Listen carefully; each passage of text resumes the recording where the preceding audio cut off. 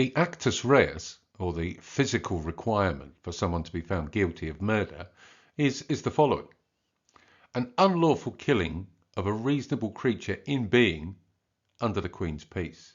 Now, it's a very old-fashioned definition from the 17th century, but what it means in essence is that the defendant must cause the death of another human being, the killing must be unlawful, and it must be during peacetime. Let's have a look at all of these elements in turn. In order for a defendant to be found guilty of murder, the victim must of course be a human being. Can't be a corpse or a pet or a dog, even though a creature in being, the old definition, sounds like it could be. It can't be. The law has had certain problems in defining a human being when it comes to pregnant women and people on life support machines, as to whether, if we turn off a life support machine where a person is brain dead, is that person a human being? And is a fetus a human being?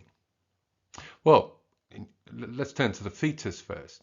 The courts have decided that a fetus is not a human being, not a reasonable creature in being. In order for a fetus to be a human being, it must have an independent existence of the mother.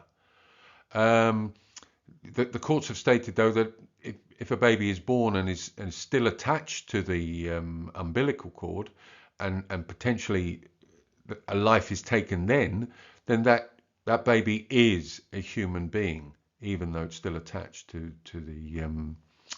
the umbilical cord. When it comes to people on life support machines, and especially those people who perhaps are brain dead or in a vegetative state, the law is quite clear that if you do turn off that machine, that person is still a human being and you can be charged with murder.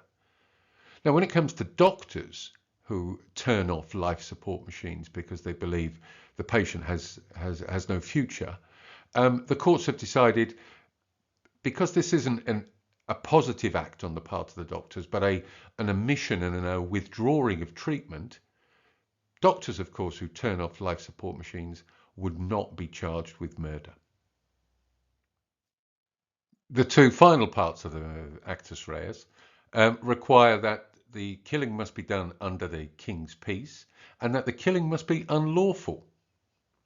The first part, under the King's peace, this part of the Actus Reus ensures that combat soldiers who kill an enemy soldier at a time of war and not of peace will not be charged with murder. This doesn't mean, of course, that soldiers in combat situations can't be charged with murder. If a soldier intended to and killed a civilian, then potentially they could still be charged with murder.